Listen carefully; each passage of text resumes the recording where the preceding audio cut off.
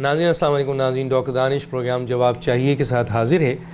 नाज़रीन, आज का जो एक प्रोग्राम है उसके हवाले से हम बात करेंगे। जब हुकूमत एक साल जो है वो गुजारने के बाद 84 सफ़े का उन्होंने अपनी 1000 अचीवमेंट जो है उसकी किताबचा शायद किया है। अब उस 1000 जो अचीवमेंट है उसमें से 200 अचीवमेंट तो जनाब वज़ीर ख़ारजा साहब ने उसमें शामिल किया है, 200-250 तो तकरीबन 1250 अचीवमेंट दिए हैं। लेकिन हमारे पास जो सबसे इम्पॉर्टेंट चीज़ होती है मुआशी इंडिकेटर्स, वो और एक आम आदमी क्या कह रहा है, वो सबसे इम्पॉर्टेंट मैसेज होता है सफ़ारती सतह पे भी और जो गवर्नेंस के हवाले से उस पर भी। तो हम ज़रा सा देखते हैं कि आया हुकूमत ने जो 84 पेजेस के तकरीबन 1000 अचीवमेंट और 200 अचीवमेंट तो वज़ारत ख़ारजा ने दिया है, वो कहाँ तक सही है। आइए एक छोटा सा इंडिकेटर मुआशी हम आपके सामने रख देते हैं और फिर अपने मेहमानों का तारुफ कराते हैं। ग्रोथ रेट 2017 और 18 में था 5.4% और वो ग्रोथ रेट अब 2018-19 में 3.3 हो गया है और कहा जा रहा है ये 2.4 पे जाकर रुकेगा। अफरात-ए-ज़र 8% से बढ़कर 10.3 हो गया है, कुछ लोग उसको 11% भी कह रहे हैं। मालियाती खसारा कौमी पैदावार का 6% से बढ़कर 8.45 हो गया है। रुपए की कदर कम होने के बावजूद बरामदात में कोई इजाफा नहीं हुआ, बल्कि 2018-19 के अख्ताम पर इसमें 0.2% की कमी हुई है। तजारती खसारा 11 माह में 13.62 कम हुआ, जिसकी वजह से मईशत में सुस्तरफी और दरामदात में कमी। करंट अकाउंट खसारा अब $19 बिलियन के बजाय $13 बिलियन है। सर्कुलर डेट बढ़कर अब 1600 अरब रुपए हो गया है, 1600 अरब रुपए। आइए जनाब, पब्लिक डेट टू जीडीपी जो है वो 2017-18 में 79% था। पब्लिक डेट टू जीडीपी जो है वो है 2018-19 में 82% पे पहुंच गया है। बैरूनी कर्जा बढ़कर $112 बिलियन पे पहुंच गया है। इस हुकूमत ने लिया था 90 समथिंग पे। सवाल ये पैदा होता है एक साल के अंदर का ये हिसाब है। हर पाकिस्तानी पे कर्जा जब इन्होंने लिया था, टेक ओवर किया था, इन्होंने कहा था कि 1,15,000 है, आज 1,50,000 कर्जा है। डॉलर की मौजूदा कीमत जब इन्होंने ली थी तो 1,24, 1,25 पे ली थी, आज 1,60, 1,62, 1,65 तक पहुंच चुकी है। एक साल में डॉलर 35% बढ़ा है, लेकिन बरामदात फिर भी नहीं बढ़ी। स्टेट बैंक के मौजूदा ज़खायर, मुबादला के ज़खायर $8.2 बिलियन है, जिसमें कई एड्स अभी इसमें शामिल किए गए हैं। कमर्शियल बैंकों का इसके अलावा है। तेल की मौजूदा कीमत $58.93 डॉलर फी बैरल है। दुनिया में जो हमें यहाँ पर क्या मिल रहा है, ये थोड़ी सी फिगर थी। हमारे पास जो गेस्ट हैं आइए उनका तारुफ कराते हैं। मेरे साथ हैं जनाब सेनेटर मौला बख्श चांडियो साहब, साबिक वफाकी वज़ीर क़ानून, मरकज़ी सेक्रेटरी इत्तलात पाकिस्तान पीपल्स पार्टी, आपका बहुत शुक्रिया ज्वाइन किया। उज़्मा बुखारी साहबा MP हैं, सेक्रेटरी इत्तलात पंजाब पाकिस्तान मुस्लिम लीग, आपका बहुत शुक्रिया ज्वाइन किया। सदाकत अली अब्बासी साहब MNA हैं पाकिस्तान तहरीक इंसाफ के, आपका बहुत शुक्रिया सर ज्वाइन किया। अल्लामा ताहिर अशरफी साहब सरबराह पाकिस्तान उलमा काउंसिल्स के, आपका ये बहुत शुक्रिया सर आपने ज्वाइन किया। जी मैं आ जाता हूँ जनाब उज़्मा बुखारी साहबा की तरफ। उज़्मा बुखारी साहबा, ये मुआशी इंडिकेटर है जो बहुत ही अहम है, ऑथेंटिक है, क्या कहेंगी इसके ऊपर आप? बहुत शुक्रिया डॉक्टर साहब। देखिए, मैं उस ज़बान में बात करना चाहूँगी जो आपकी व्यूअर्स को ज़्यादा समझ में आता है। ये मुआशी इंडिकेटर, GDP क्या होता है, फलाना होता है, ये पढ़ी लिखी बातें हैं जो मोस्टली शायद जो आम फहम आदमी है उसको उस तरह से समझ में ना आए। हमें ये देखना है कि क्या इस वक्त जो एवरेज जो एक शख्स की कमाई है, जो कम से कम आमदन है 17,000 रुपया इस मुल्क के अंदर, उसके अंदर इस वक्त हालात क्या हैं, वो आदमी ज़िंदगी गुजार कैसे रहा है। अब ये इंपोर्ट में इजाफा हुआ है, उसमें नहीं हुआ है, मतलब अजीब बात है। जब सब कुछ बंद है डॉक्टर साहब, जब सनतें बंद हो रही हैं, लोगों ने स्टॉक एक्सचेंज आप भूल गए, इनको जो है वो 54 पे जो है वो नवाज शरीफ साहब के दौर में हमने छोड़ी थी, 52 के ऊपर खाकान नवाजी साहब के दौर में थी और आज वो स्टॉक एक्सचेंज जो है वो 27-28 के बीच में ट्रेड कर रही है।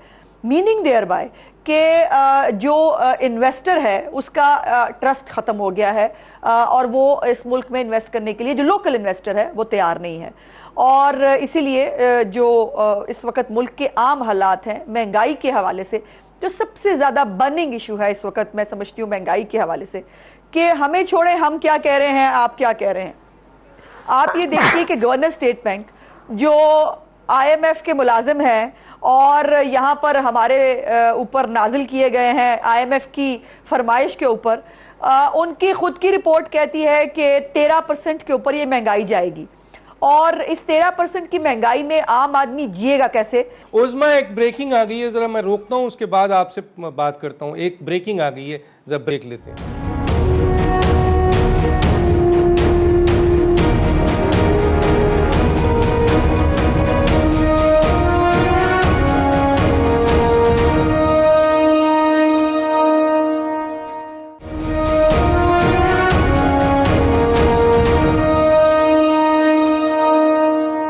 वेलकम बैक जी। उज़मा बुखारी साहबा, हमारी आपसे बातचीत चल रही थी और आप आम लफ्ज़ों में बता रही थी कि पाकिस्तान के अवाम की क्या इस वक्त मौशी हालात हैं। जी कंटिन्यू करेंगी आप? बहुत शुक्रिया डॉक्टर साहब। देखिए मेरी गुजारिश ये है कि इस नए पाकिस्तान में इंसुलिन की कीमत आपको मालूम है डॉक्टर साहब अब इस वक्त क्या है? जब पुराना पाकिस्तान था ना, जो चोर और लुटेरों का पुराना पाकिस्तान था, उसमें इंसुलिन की कीमत जो है वो 530 रुपये थी। और इंसुलिन आप जानते हैं कि शुगर पेशेंट्स के लिए एक लाइफ सेविंग ड्रग है। और इस नए पाकिस्तान में इंसुलिन की कीमत 888 रुपये हो गई है।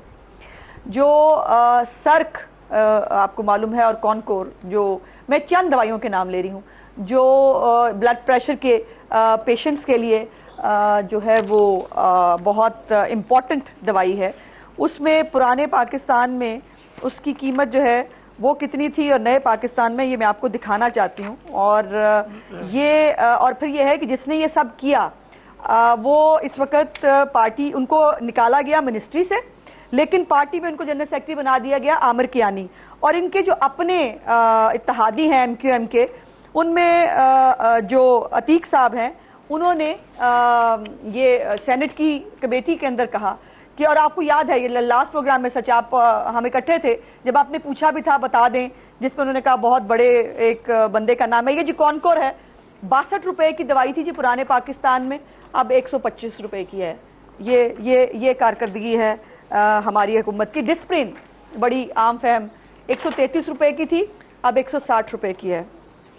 इसके बाद ये इथ्रोसिन बहुत सिंपल हर जगह पे इस्तेमाल होने वाली एंटीबायोटिक है, पुराने चोरों के पाकिस्तान में 548 रुपये की थी और हाजियों के पाकिस्तान में 921 रुपये की है। इसके बाद आखिरी मैं जो है वो बता देती हूँ और आगे चलते हैं, ताकि ये इनको बताने का मकसद ये है, ये कॉनकोर है जी जो 162 रुपये की थी और अब 234 रुपये की है। तो ये, और जिसने ये हरकत की आमिर कियानी साहब, उनको मिनिस्ट्री से निकाल के पार्टी का एक बड़ा ओहदा जो है वो उनके हवाले कर दिया गया। और उसके बाद आम आदमी, आज पंजाब में कल क्या हुआ है पता नहीं आपके नॉलेज में है कि नहीं, एक नोटिफिकेशन जारी हुआ है तमाम पंजाब के DHQs और THQs के लिए, जो आपको मालूम है कि पंजाब की आबादी 12 करोड़ से ज़्यादा है और 12 करोड़ के आबादी के लिए ये हुक्म जारी हुआ है नए पाकिस्तान में कि जो दवाइयाँ और टेस्ट फ्री ऑफ कॉस्ट किए जाते थे सरकारी अस्पतालों में, वो ख़त्म कर दिए गए हैं। इवन पार्किंग जो है उसके लिए भी नया टिकट जो है वो जारी कर दिया गया है। ये उसका नोटिफिकेशन है।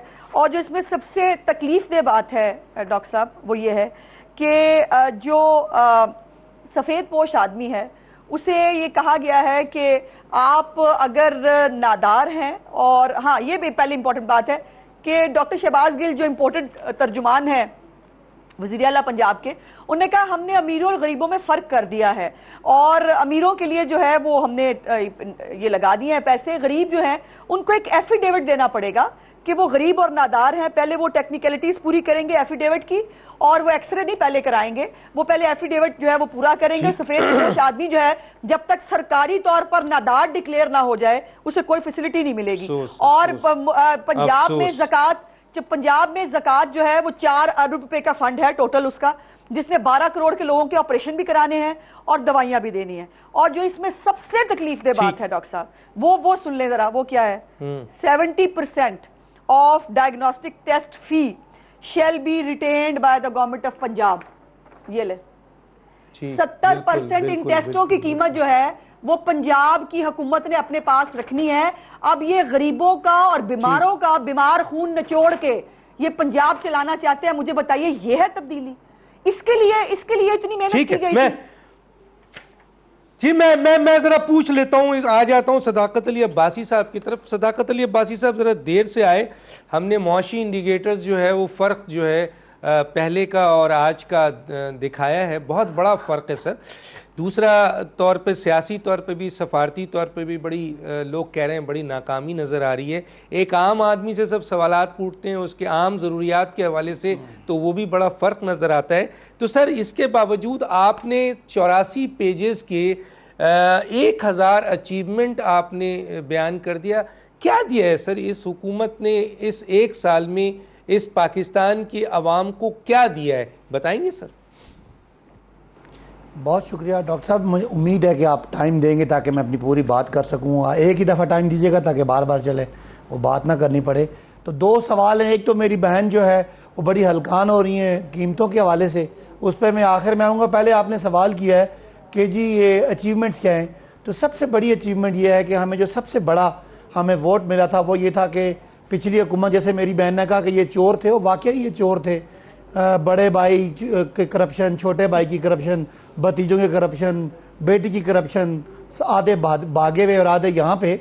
तो ये अल्लाह के फजल से एक साल में किसी इमरान खान साहब वज़ीर आज़म पे, किसी वज़ीर आला पे, किसी वज़ीर पे कोई करप्शन का शायबा भी हमारी अपोजिशन नहीं लगा सकी।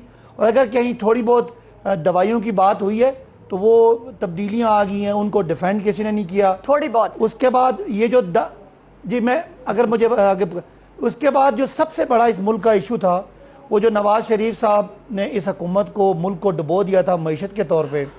कि डॉक्टर साहब किसी भी मुल्क की मईशत चेक करनी हो तो 2 आपने उसके खसारे चेक करने होते हैं। एक होता है करंट अकाउंट का खसारा और एक होता है बजट का खसारा। ये ज़रा सुन लें, मैं फैक्ट्स बता रहा हूँ, नवाज शरीफ हुकूमत के अपने फैक्ट्स। जरदारी साहब जो इनके मुताबिक बहुत बड़े डाकू थे और जिनका इन्होंने पेट फाड़ के कौम से निकालना था, जब उनकी हुकूमत जाती है तो $2.5 अरब का खसारा होता है। और खसारे का मतलब है, $2.5 अरब का मतलब है तकरीबन कोई 125 का डॉलर था उस वक़्त, तो समझ लें कि कोई 200 अरब का खसारा था।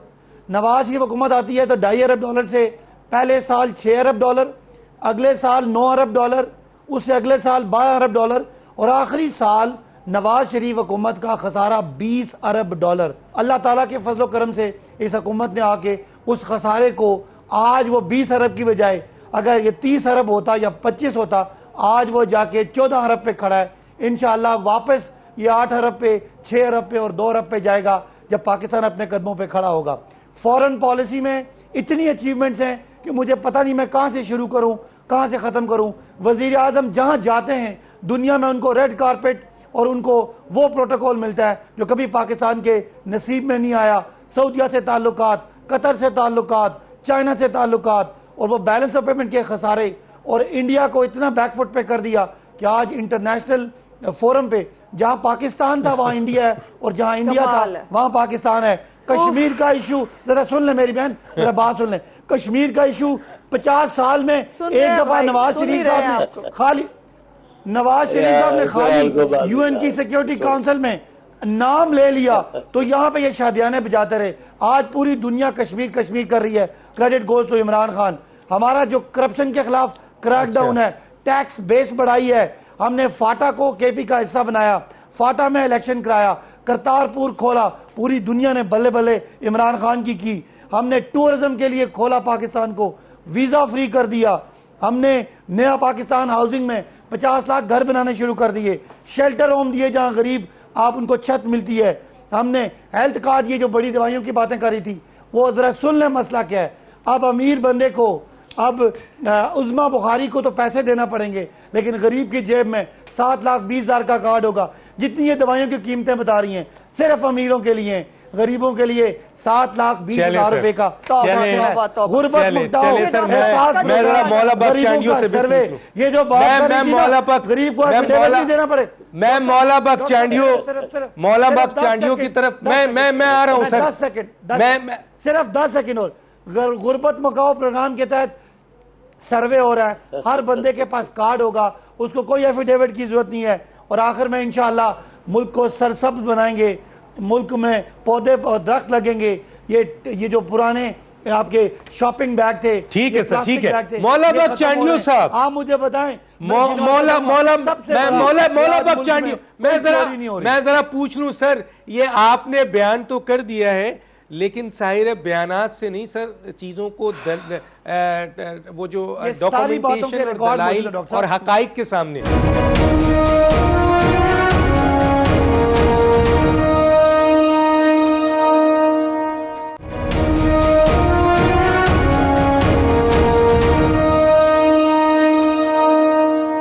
मैं हकाइक पे अभी बात करूंगा, अभी आपसे जरूर करूंगा। पहले मौला बख्श चांडियों साहब से पूछ लूं।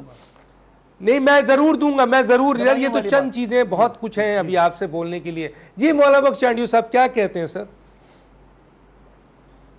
मैं अभी तो कुछ नहीं कह सकता। इनके सामने कैसे बात हो सकती है जो इतना ढिठाई के साथ झूठ बोल जाए और पूरी कौम बैठ के सुने, और उसको हम क्या कर सकते हैं। आपने अपने आगाज में जो बातें की है, उसके बाद क्या तबसरे को रह गया है कि मैं बताऊं कि उनकी क्या कामयाबियां हैं। और मेरी बहन ने भी अच्छी बातें बताई। मैं कहता हूं इनको जो पेपर शाया किया उसमें अपनी नाकामियां गिनवाएं। इनसे पूछे, छोटा वादा किया कि मैं इंशाअल्लाह वजीर आजम हाउस में नहीं रहूंगा, वजीर आजम हाउस में यूनिवर्सिटी बनेगी, वो बन गई। इन्होंने कहा गवर्नर हाउस गिरा दूंगा।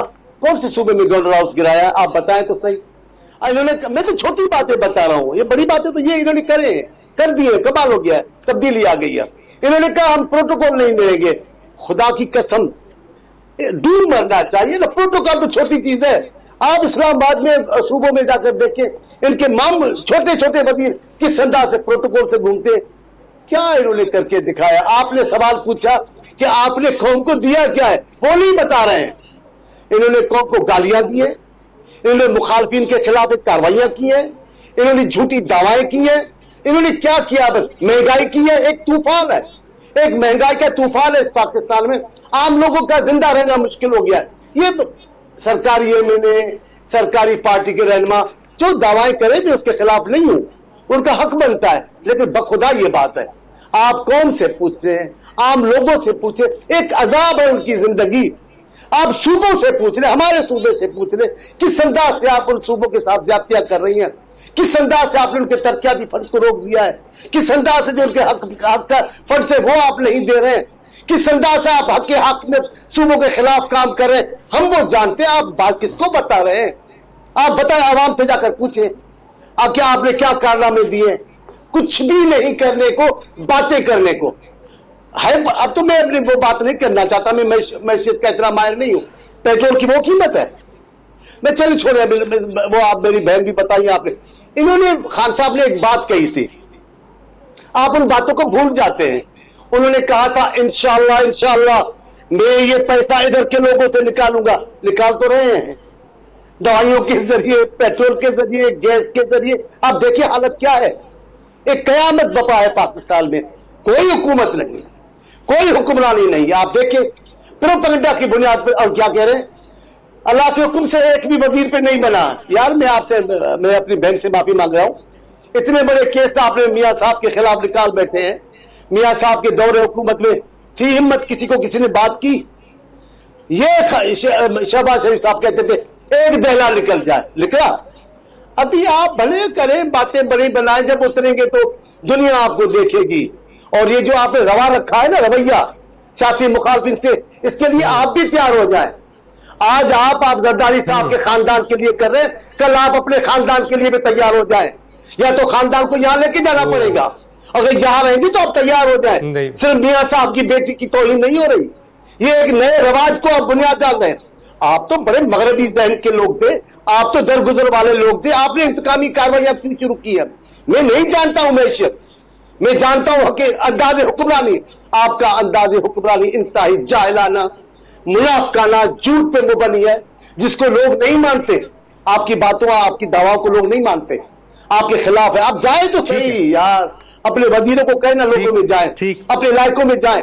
ठीक, आपका हर, मैं खत्म कर रहा हूं, आपका हर दिन रियासत पाकिस्तान के लिए भारी दिन है। ओहो जनाब अशरफी साहब, मैं आपकी तरफ पहले तो एक पॉइंट लेके आता हूं। किसी भी हुकूमत की अच्छाई देखनी होती है तो आम आदमी से हम सवाल करते हैं सर। जब हम पूछते हैं कि रोटी की कीमत क्या है तो कल क्या थी और आज क्या है, वो बताता है बहुत बढ़ गई है। खाने पीने की अशिया, चीनी हो, दाल हो, आटा हो, चावल हो, दूध हो, खुश दूध हो, हम पूछते हैं, वो कहते हैं कल से बहुत ज़्यादा बढ़ गई है। बिजली गैस की कीमत कल से ज़्यादा बढ़ गई है। ट्रांसपोर्टेशन में हर जगह बहुत ज़्यादा बढ़ गए हैं। सेहत में पैसा बढ़ गया है। तालीम की फ़ीस बढ़ गई है। मकान नहीं मिल रहे हैं। रोज़गारी बढ़ रही है। घर नहीं मिल रहे हैं। पेट्रोल की कीमत बढ़ रही है। तो टैक्स पे टैक्स लगाया जा रहा है सर। और इदारों के हवाले से जब ये देखा जाता है कि जनाब गोल्ड की कीमत बढ़ रही है, डॉलर्स बढ़ रहे हैं सर, रियल इस्टेट की पोजीशन तबाह हो चुकी है, कोई बड़ा प्रोजेक्ट नहीं है, कोई बड़ी सरमायाकारी नहीं है। तो और पाकिस्तान की इज्जत के बारे में हम कहते हैं तो हर जगह कहा यह जाता है कि वजीर आजम पहुँच के वही पुराना तरीक़ेकार है, भीख मांग रहे हैं। तो ग्रीन पासपोर्ट की कहीं कोई इज्जत नहीं है। और वो हम सफारती तौर पर अभी सवाल उठाएंगे कि 195 मुल्क में से एक मुल्क कश्मीर पे इनके साथ खड़ा नहीं हुआ। P5 का कोई मुल्क नहीं खड़ा हुआ। इस इस्लामी 57 ममालिक में से एक मुस्लिम ममालिक इनके साथ नहीं खड़ा हुआ। दोस्त ममालिक इंडिया के साथ खड़े हुए। तो क्या है सर, ये क्या अचीवमेंट है एक साल में इनकी? बिस्मिल्लाहिर्रहमानिर्रहीम नहमदुहु व नुसल्ली व नुसल्लिमु अला रसूलिहिल करीम। देखिए, गुजारिश ये है, जितनी बातें आपने की हैं, एक बात तो ये बताती है कि तैयारी नहीं थी और बगैर तैयारी के खान साहब हुकूमत में आ गए। ये बात बड़ी वाज़ेह है। अब अगली बात यह है रवैये। मैं समझता हूं इमरान खान साहब की टीम को अपने रवैये तब्दील करने चाहिए। जब तक रवैये तब्दील नहीं होंगे, ये अगर कुछ दे भी दें तो उससे मिल भी जाए कौम को, चलिए मानते हैं मुआशी हालात खराब हैं, मईशत खराब थी, आपको बैरूनी कर्जों के दबाव में बहुत सारे हालात, बिल्कुल ठीक है। कुछ चीज़ों का मैं नहीं शाहिद हूं कि माजी की हुकूमत में हमारे दोस्त ममालिक के साथ ताल्लुकात जो हैं वो कोई अच्छे नहीं थे। अरब ममालिक के साथ ताल्लुकात तनज़ली का शिकार थे। ये हकायक हैं, हमें मानने चाहिए। लेकिन एक होता है कि आप मुसीबत में हैं तो आपको दिलासा दिया जाए, आपको आसरा दिया जाए, आपके सर पे दस्ते शफकत रखा जाए। ये हजरात जो हमारे वज़रा हैं, अफसोस ये है कि इनका रवैया जो है वो दिलासा देने वाला नहीं है। ये इनको कोई कहता है रोटी नहीं मिली तो ये कहते हैं नहीं मिली तो फिर हम क्या करें। ये नहीं आगे से कहते कि अच्छा भाई कोशिश करते हैं, मेहनत करते हैं, तुम भी हमारे साथ आओ, मिलके इस बहरान से निकलते हैं। ये रवैया जो है इसकी वजह से शिकायत पैदा हो रही है। अब हमारे गवर्नर स्टेट बैंक भी कह रहे हैं, खान साहब भी कह रहे हैं, हमारे वज़रा भी कह रहे हैं कि जी साल गुजर गया, अब हम बेहतरी लाएंगे। अल्लाह करे सबसे पहली बेहतरी जो है वो रवैये में आनी चाहिए, अपने रवैये में आनी चाहिए। दूसरी बात जो आपने मुझे कही थी और मैं कहना चाहता हूं कि मदीना मुनव्वरा की रियासत की बात जो है ये कोई करना ऐब नहीं है, लेकिन उस रास्ते में पड़ेंगे। अगर हम कराची के रूट पे पड़ेंगे तो कराची पहुंचेंगे ना। अगर हम कहें हमने जाना कराची है और रूट हमारा पेशावर हो तो हम कराची नहीं पहुंच सकते। मदीना मुनव्वरा की रियासत ये नहीं है कि वहां पर अदल ना मिले। वहां तो एक बद्दू उठ के कहता है बता उमर तेरा कुर्ता कैसे बना। पौनी दुनिया का हुक्मरान है उमर बिन खत्ताब, और उससे एक बद्दू जिसका नाम तारीख नहीं जानती कौन है, वो कहता है बता तेरा कुर्ता कैसे बना। अब हमारे मौजूदा हुक्मरानों का भी और साबिक हुक्मरानों का भी जो तर्ज अमल है वो ये है कि हमसे पूछा क्यों जा रहा है, हमसे पूछ। ये नहीं है मदीना की रियासत, ये नहीं है मदीना की रियासत। तो ये है कि रसूलुल्लाह सल्लल्लाहु अलैहि वसल्लम ने खुद अपने पेट पे भी 2 पत्थर बांधे और सहाबा ने भी पत्थर बांधे। अब हमें अगर तो मदीना मुनव्वरा की रियासत बनानी है तो फिर अपने आप को बदलना होगा, फिर अपने रवैये बदलने होंगे। जब तक हम रवैये नहीं बदलेंगे ना मदीना की रियासत बन सकती है, ना ये मुल्क आगे जा सकता है। मुल्क भी आगे तभी जाएगा जब हम एक दूसरे नहीं को सर, बर्बाद एक करेंगे। सवाल यहाँ रोक कर नहीं, एक कर सवाल कर, मैं एक सवाल करना चाहता हूँ ताहिर अशरफी साहब। देखिए, आप जब मदीने के रियासत की बात करते हैं ना, तो आप बात कर रहे होते हैं हज़रत उमर ख़त्ताब की रज़ी अल्लाह ताला अन्हु की, हज़रत अबू बकर सिद्दीक की, हज़रत बिलाल की। ये हर हुक्मरान कहता है, किसी का एंगल। पीपल्स पार्टी ने ये जरूर कहा इस्लाम हमारा दीन है। पीपल्स पार्टी ने आज तक ये नहीं कहा कि हम शरीयत नाफज कर देंगे। ये इस्लामी जमहूरी इत्तेहाद में उसका डिप्टी सेक्रेटरी इत्तलाआत था। हमारा पहला नारा ये था कि शरीयत लाएंगे, लेकिन 6 फुट के जिस्म पे हम शरीयत नहीं ला सके तो हम मुल्क में क्या लाएंगे। मदीना मुनव्वरा की रियासत अगर आपको बनानी है तो फिर रात को उमर बिन खत्ताब की तरह जागना पड़ता है, फिर उस्मान गनी रजी अल्लाह तआला अन्हु की तरह पूरे मक्का के ताजर आके कह रहे हैं कि उस्मान, तुम्हारा तिजारती काफिला जिसमें गजा है वो आ रहा है, ये रेट ले लो, 1 रुपए की चीज 40 में बेच दो। उस्मान कहता है इससे ज्यादा मुझे देने वाले हैं। और जब काफिला आता है कहा सारे मदीने वालों में तकसीम कर दो अल्लाह के लिए, और कहा है ताजिरों मुझे अल्लाह तुमसे ज्यादा देने वाला है। तो वो तो बड़ी दूर की बात है। अल्लाह करे कि कभी उसके करीब करीब हम पहुंच जाएं। बिल्कुल डॉक्टर साहब, आज कोई भी शख्सियत, बड़े से बड़ा वलीउल्लाह भी असहाब रसूल अहले बैत के करीब नहीं जा सकता। हम तो गुनाहगार लोग हैं। मैं एक छोटे से ब्रेक पे जाऊंगा नाज़रीन, उसके बाद वापस आते हैं।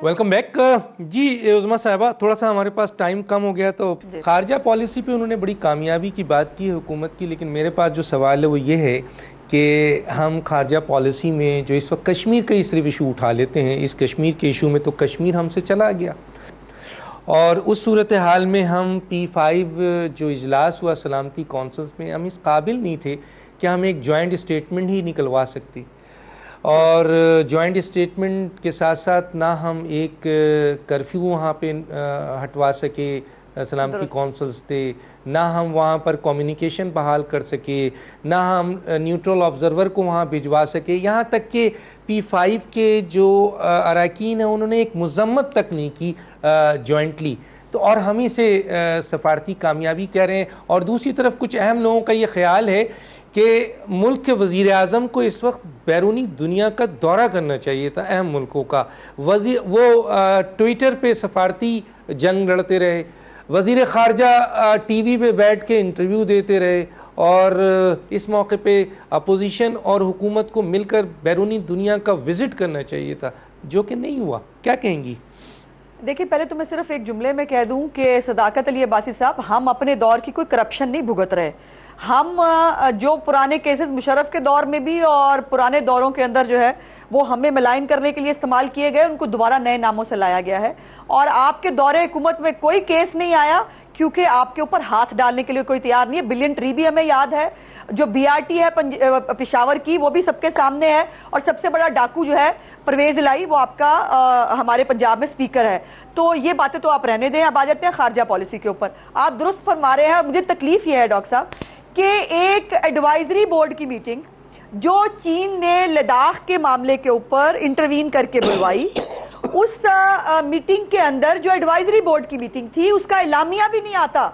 लेकिन पिछले 3 दिन से कुरैशी साहब 10 दफा टीवी पे आए हैं और आके मुबारकबाद दी है कौम को। क्या कुरैशी साहब को ये मुबारक देते हुए ख्याल नहीं आता? उनको इस तकलीफ का अंदाजा नहीं होता कि जो कश्मीरी 14-15 दिन से जो कर्फ्यू की हालत में जो वो भुगत रहे हैं, उनको ये तकलीफ नहीं होती होगी कि किसी एक मुल्क ने ये नहीं कहा आज तक कि हम कश्मीरियों के साथ खड़े हैं। और जिनके ये ड्राइवर बने हुए थे ना, गाड़ियां चला रहे थे बड़े शौक से, और यूनिवर्सिटी जो हमारी वज़ीर आज़म हाउस में यूनिवर्सिटी बनी हुई थी उसमें तलबा को छुट्टी दे के वहां पर उनको ठहराया भी गया था। उन्होंने कहा UAE ने कि यह इनका अंदरूनी मामला है भारत का। और आज तक ये बाकी मुल्कों की तो आप बात कर रहे हैं, कोई किसी इस्लामिक कंट्री ने भी हमारे साथ खड़े होने की बात नहीं की। और दूसरों को ताने देने से पहले ये सोच लें कि डोनाल्ड ट्रंप ने, जिसको आप कल तक कहते थे अमेरिकी आज़ादी से हमने निजात दिलानी है, और जाके आपने कहा मैं सबसे पहले हलफ लेने के बाद डोनाल्ड ट्रंप को मिलने के लिए बेताब था, और उस डोनाल्ड ट्रंप ने कहा पिछली हुकूमतें हमारी बात नहीं मानती थी, अब इमरान खान साहब हमारा बच्चा आ गया है, अब जो है वो सब कुछ ठीक हो जाएगा और हमारी बात मानेगा। और उसने सालसी की पेशकश का,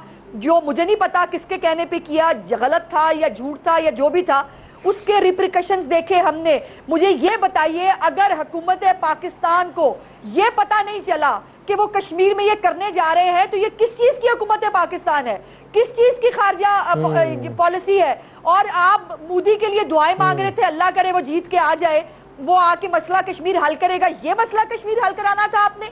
आपको नहीं मालूम था कि 370 उसने अपने मैनिफेस्टो में डाला था, उसके मंशूर का हिस्सा था कि मैं आके खत्म करूंगा, और उसने बड़ा प्राउडली कहा है कि जो 70 साल में नहीं हुआ मैंने 70 दिन में कर दिया। इसका जवाब कौन देगा? और आप शादियाने बजा रहे हैं कि मीटिंग हो गई, जिस मीटिंग का कोई अलामिया नहीं आया, उस मीटिंग में आप मुबारकबादें दे रहे हैं, आपको शर्म नहीं आती?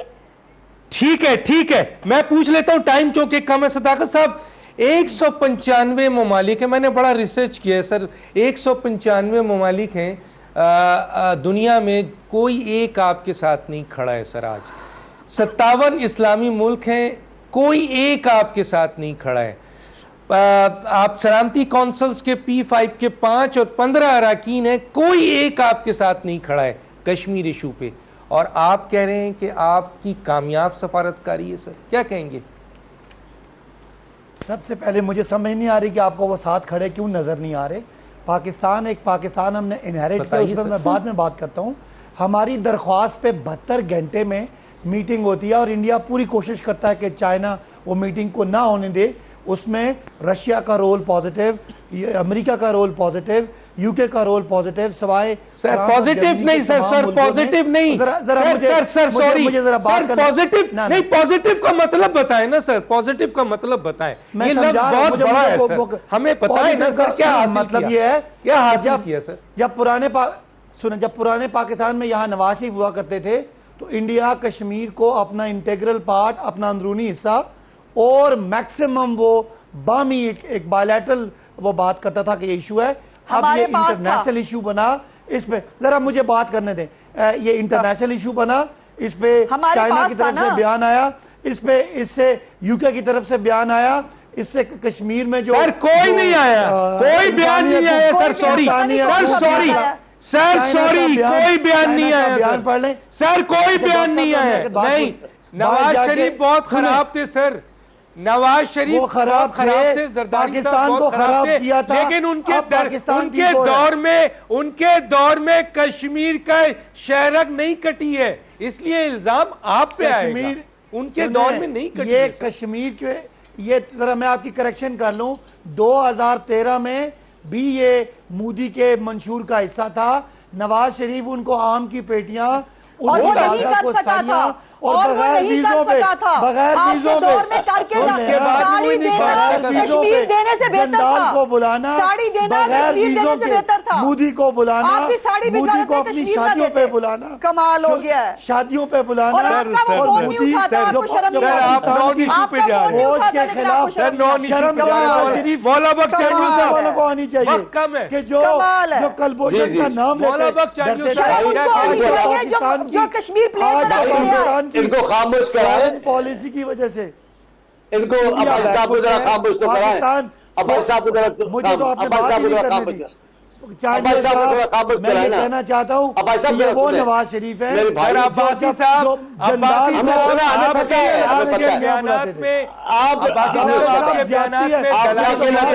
पाकिस्तान की पाकिस्तान बोला बख्शांडियो साहब, मैं आपको एक मिनट में बात खत्म करना चाहता हूं। पहली बात तो अब्बासी साहब ने सिफारती महाज पे जो बड़ी कामयाबी बताई, वो ये बताई कि खान साहब जहां जाते रेड कारपेट बिछाए जाते हैं। वाह वाह, कमाल हो गया जी। पाकिस्तान का वजीर आज़म जा रहा है, रेड कारपेट बिछाना आपको कारनामा लगता है, आपको अल्लाह समझ सकता है, हमारे तो बस की बात नहीं है। दूसरी बात, आप ये कहते हैं कि फला इस्तेमाल से हमारी तारीफें हो रही है। भाई आपने मोदी की दुआएं मांगी, कामयाबी की, तो आप अपने तदब्बर पे शर्मनाक हो जाए ना। क्या आपको शर्म आनी चाहिए? आपका तदब्बर ये था कि वो मोदी कामयाब होंगे? अफसोस है, इतने बड़े इस्लामी 8वीं मुल्क के सरबराह है, आपको इतना शौक नहीं है, आप उसकी सियासत से नहीं वाकिफ थे, आप क्यों? दूसरी बात और भाई साहब यार सुने, और यार चुप हो जाए ना, और भाई साहब चुप हो जाए। दूसरी बात, एक डॉक्टर साहब बात खत्म कर रहा हूं, मेरी इतनी सारी बातें मुझे नहीं आती। इन्होंने मुश्तरका इजलास बुलाया, जिस अंदाज से मुश्तरका इजलास की कोई मजाक उड़ाई गई, वो इजलास नहीं था, वो मजाक था। पूरी दुनिया को आप बता रहे थे कश्मीर कश्मीर करके मरते जा रहे थे। आप संजीदा थे उस सेशन में? पहले दिन पे आपका आना याद है आपको? वज़ीर आज़म का आना आपने किया क्या वहां? सवाल मजाक उड़ाने। यार सुने, और यार सुने, यार सुने, ओ यार सुने, ओ यार सुने, आपको बड़ी हमदर्दी है। और ये जो आज होने लगा है, ये तो आपने, आपके कायद ने पहले कह दिया था कि कश्मीर इस अंदाज से तकसीम हो सकता है। आपकी तो ख्वाबों की ताबीर हुई है कश्मीर में, आपकी शर्मिंदा है, आप क्यों रो रहे हैं कि हम कर दे? अब क्या करेंगे शाह महमूद साहब, आप क्या कर सकते हैं? आपके वज़ीर आज़म के जो पहले बयान है वो तो आपके ख्वाबों की ताबीर हुई है कश्मीर में, आप तो उसको हाथों से निकाल और ये कहा कि कश्मीर जा चुका। ये तो इन्होंने अपने मंशूर में नहीं रखा। ये तो हर हुकूमत कश्मीर का मसला जिंदगी मौत का मसला समझती है। ये पहली हुकूमत है जिसने कश्मीर के मामले में मौलाना फजल रहमान को आपने 20 साल लस्सियों पिलाने के लिए छोड़े रखा, सियासी रिश्वत के तौर पे कश्मीर को आपने नवाज शरीफ ने बांटे। आप लोगों को एमएनएस को मेरी भी सुन लें, एमएनएस को आप बाहर बेचे रहे कश्मीर के नाम पे। आपका नंबर पूरा हो गया, अभी आप खामोश, अब खामोश हो जाए यार, खामोश हो जाए ना। दूसरी बात, आपको अपनी बात करने का कोई काम है? सवाल इसको ओ फला आपने यूं किया, अरे यार हमारे साहब खुद तो जाए, आपने यूं किया तो वही पाकिस्तान साहब ने यूं किया, तो आपने क्या किया? ताहिर अशरफी साहब से मेरा सवाल है, ताहिर अशरफी साहब 57 इस्लामी मुमालिक में से एक मुमालिक भी पाकिस्तान।